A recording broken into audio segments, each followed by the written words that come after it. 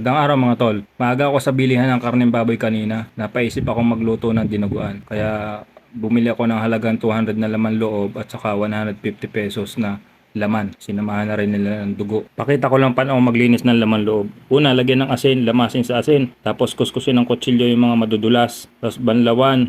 3 beses kong binanlawan niya mga tol. Pagkatapos banlawan, papakuluan yan.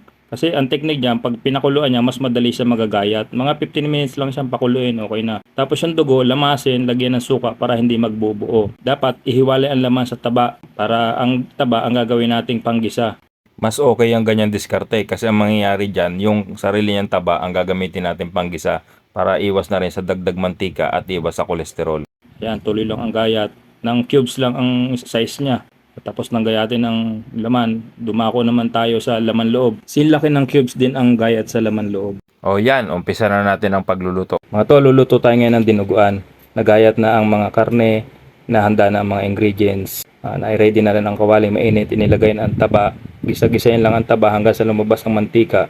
Tapos ilagay na ang bawang, haluin, ilagay ang sibuyas at ang ating luya. I-mix lang siya and then ilagay na natin ang ating laman loob na binubong. Lagyan ng asin, paminta, takpan ng mga ilang minuto. Tapos pag naiga na, nagmamanti-mantika, lagyan ng isang basong tubig at saka Norfolk. Tapos takloban ulit ng mga 15 minutes. Tapos ilagay na natin ang ating laman. Takloban ulit ng mga 5 minutes. Tapos ilagay na natin ang siling haba.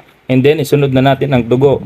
Haluin siya habang kasalang. Huwag titigilan ng halo para hindi magbuo-buo ang dugo. Dagdagan ng patis, suka, at ang bitchin na panimpla. O ready na ang ating pananghalian mga tol. Serving na. Maraming salamat sa panonood. Masarap na naman ang kainan ng mag-anak. Please subscribe Pads TV. Thank you.